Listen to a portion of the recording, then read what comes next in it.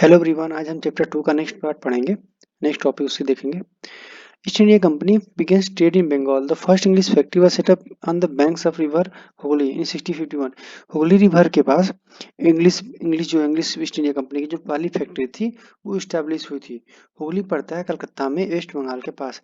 यही आप कलकत्ता देख रहे हैं ना, इस कलकत्ता के यहीं बगल में हुगली नदी बहती है, जहाँ पे इंग्लिश ने जो जो ब्रिटिश ईस्ट इंडिया कंपनी थी उन्होंने अपनी फैक्ट्री स्थापित की थी पहली बार। This was the base from which the company traders known as that time they the factors operated। देखिए ये जो है ना, इसको फैक्टर्स कहते थे। जितने भी ट्रेडर्स आए हुए थे कंपनी के साथ, ईस्ट इंडिया कंपनी के साथ, उसे ट्रेडर्स कहा जाता था, सॉरी फैक्टर्स कहा जाता था। तो फैक्टर उसमें क्या है ना कि जो फैक्टर जहाँ ये वर्क करते थे, जहाँ वेयर हाउसेज थे, उसको ये टोटली जो एरिया होता था उसको फैक्ट्री कहा जाता था। The factory had warehouses, जहाँ वेयर हाउसेज होते थे, where goods for export were stored. मतलब जहाँ एक्सपोर्ट करने के लिए जो गुड्स होते थे स्टोर रखा जाता था। और जो उनके ऑफिस कंपनी के जो ऑफिसर्स वगैरह थे, ऑफिस जहाँ पे ऑफिस वगैरह बैठ के काम करते थे, तो उस पूरे एरिया को फैक्ट्री कहा जाता था। जैसे जैसे ट्रेड एक्सपेंड हुआ, जैसे जैसे ट्रेड एक्सपेंड होता है, कंपनी परसुडेड, मतलब कंपनी क्या करती है, मनाना शुरू करती है मर्चेंट को। मर्चेंट वो होते थे जो इनको प्रोडक्ट बेचा करते थे। इंडिया के जो लोग थे जो प्रोडक्ट इनको बेचते थे, इन कंपनी के जो ट्रेडर्स थे उन्हें, तो उन्हें मर्चेंट कहा जाता था। द एंड ट्रेडर्स टू, इसके अलावा जो और जो जो इंडियन ट्रेडर्स थे उन्हें भी इन्होंने मनाना शुरू किया कि आप कंपनी के ही जो फैक्ट्री है उसके बगल में आप सेटल हो जाइए। अपना रेजिडेंशियल वगैरह भी लगा लेते थे। इससे ये होता था कि कंपनी को इजीली आसानी से प्रोडक्ट मिल जाते थे। और इसके अलावा इनके साथ लगाव भी होता था, तो अन्य यूरोपियन कंपनी से इनको एक तरह से सस्ते भाव में सामान मिलता था। तो बाई 1696, 1696 में क्या हुआ, it begin building A fort around the settlement. अब सेटलमेंट क्या है, सेटलमेंट आप देख रहे हैं ना, जितने लोगों ने सेटल हुए हैं, जैसे जो मर्चेंट थे, ट्रेडर्स थे, और जहाँ ये कंपनी सेटल हुई थी, जहाँ वेयर हाउसेज थे, फैक्ट्री थी, तो उस फैक्ट्री के चारों तरफ ये किलाबंदी करना शुरू करते हैं। इस सेटलमेंट के चारों तरफ किलाबंदी करना शुरू करते हैं। तो 2 साल के बाद, 2 years later, it bribe Mughal officials.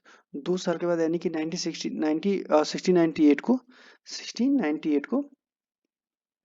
इन्होंने क्या किया, 2 साल बाद इन्होंने जो मुगल ऑफिसर्स, यानी जो औरंगजेब, हालांकि 1707 में मौत हुई थी, हमने पहले ही पढ़ा था औरंगजेब की। तो उस समय औरंगजेब जिंदा था, तो उसी औरंगजेब के ही जो ऑफिसर्स, मुगल ऑफिसर्स होते थे, उन्हें इन्होंने घूस देकर 3 गांवों की जिम्मेदारी खरीदी थी, जिसमें था एक कालीकत्ता। तो कालीकत्ता ही था, 3 जो गांव थे उसमें था कालीकत्ता, कालीकत्ता और गोविंदपुर सतानुती। ये 3 गांव थे जिसकी कालीकत्ता, गोविंदपुर, सतानुती, इन 3 गांवों की जिम्मेदारी अंग्रेजों ने, जो मुगल ऑफिसर्स है उनसे, उन्हें घूस देकर खरीद लिया था। बाद में यही जो सिटी है, इसे आज हम कलकत्ता या कोलकाता बोलते हैं। इट आल्सो परsuaded द मुगल एम्परर। इसके अलावा उन्होंने जो मुगल एम्परर थे औरंगजेब, उन्हें भी उन्होंने एक जैसे कि मनाना शुरू कर दिया कि वो एक फरमान जारी करे, ग्रांट करे कंपनी के लिए, राइट टू ड्यूटी फ्री। अब जो उन्हें ट्रेड करने का जो अधिकार मिला है वो ड्यूटी फ्री हो। अब ड्यूटी फ्री क्या होता है, एक तरह का टैक्स होता था। आज भी जो कस्टम ड्यूटी लगता है वो एक्सपोर्ट और इम्पोर्ट के जो प्रोडक्ट होते थे, उन्हीं पर ये टैक्स लगते हैं। तो उस समय भी जो ये एक्सपोर्ट और इंपोर्ट के थ्रू जो प्रोडक्ट थे, उन पे ये क्या करते थे, जो मुगल एम्परर थे, वो टैक्स लगाते थे, जिसे ड्यूटी कहा जाता था। तो ये चाहते थे कि जो प्रोडक्ट पे इन्हें टैक्स लग रहा है उस पर टैक्स ना लगे। इसका मतलब ये कि जो प्रोडक्ट अब टैक्स नहीं लगेगा, तो वो प्रोडक्ट वो सस्ते में उसको यूरोपियन कंपनी में महंगे में बेचेंगे, तो इससे उन्हें फायदा होगा। बट अगर जो प्रोडक्ट है उस पर अगर टैक्स लग जाता है, तो प्रोडक्ट, जाहिर सी बात है, स्वाभाविक है कि उसका प्राइस बढ़ जाएगा, फिर उनकी प्रॉफिट कम हो जाएगी। तो उनकी ये कोशिश होती थी, उन्होंने मनाना भी शुरू कर दिया औरंगजेब को कि आप एक फरमान जारी करके हमारे जो ट्रेड है उसका ड्यूटी फ्री कर दीजिए। तो कंपनी टाइट कंटिन्यूसली, जो कंपनी थी वो लगातार कोशिश भी कर रहे थे, प्रेस दबाव भी डाल रहे थे, फॉर मोर कंसेशन, मोर ज़्यादा से ज़्यादा कंसेशन के लिए दबाव डाल रहे थे उस समय के जो रूलर होते थे।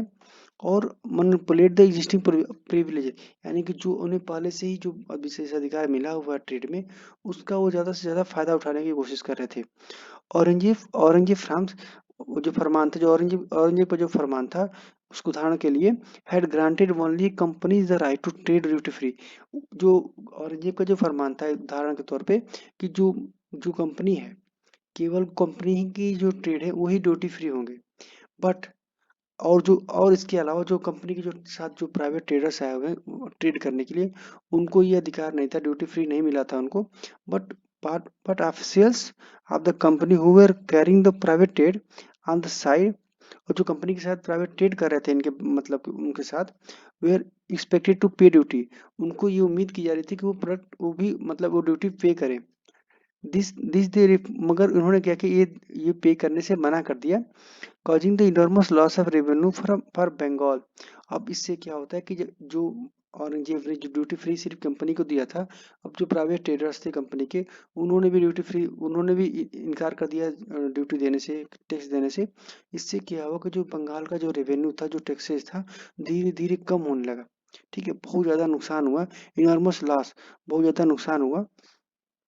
अब क्या था, जो बंगाल के नवाब थे, अब ध्यान से एक बात ध्यान रखिएगा, ये औरंगजेब के बाद जो मुर्शिद कुली खान, इन्होंने ही बंगाल की स्थापना की थी। औरंगजेब के मरने के बाद 1707 में जब अलग अलग स्टेट जो अलग अलग प्रोविंसेस थे जो इंडिपेंडेंट होने लगे थे, आपने पढ़ा होगा, पहले भी मैंने पहले वीडियो में बताया था, इसके प्रीवियस वीडियो में बताया है कि जो मुर्शिद धीरे धीरे जब मुगल एम्पायर डिक्लाइन होने लगता है तो अलग अलग प्रोविंसेस इंडिपेंडेंट होने लगते हैं, जिसमें बंगाल भी था।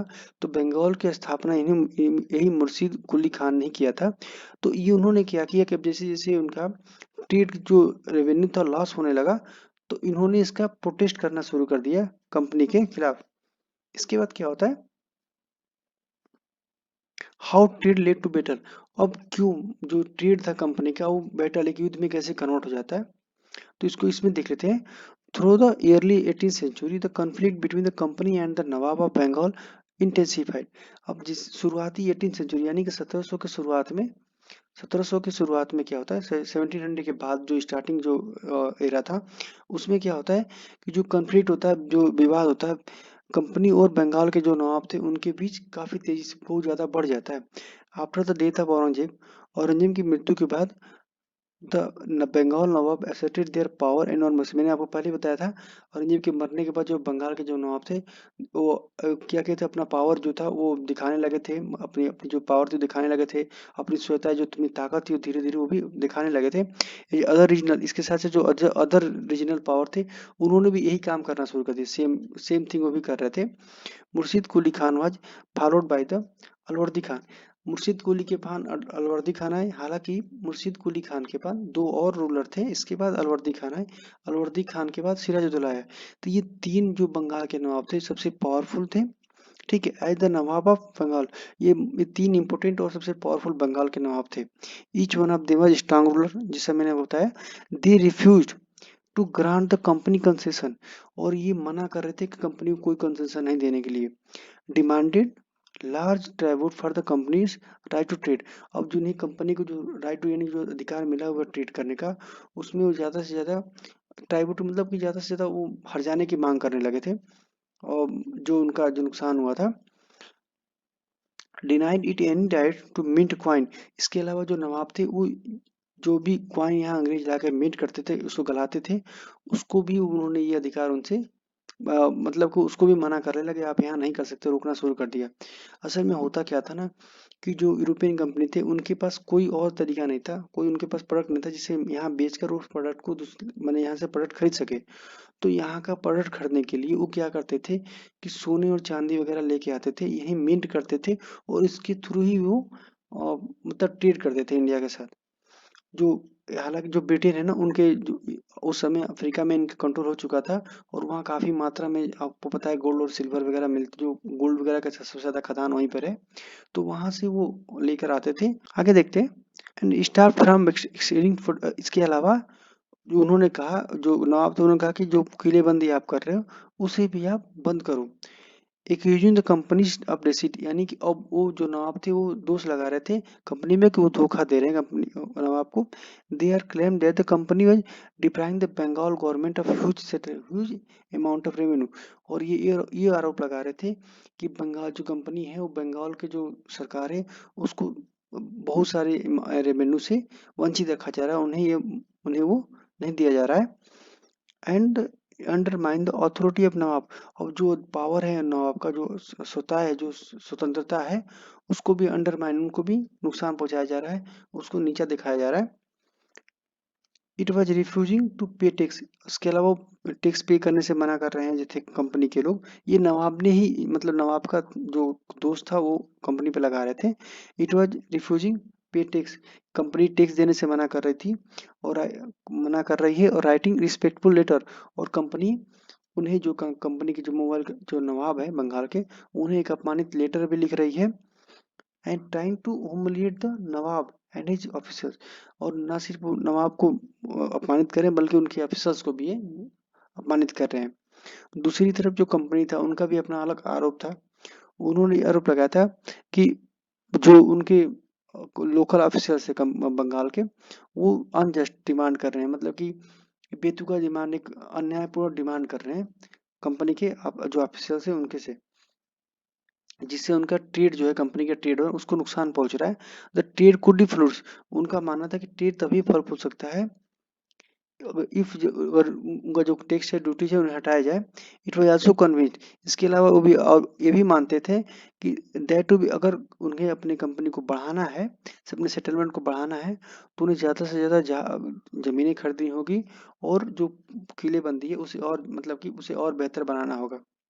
The conflict led to confrontation and finally culminating in the famous Battle of Plassey।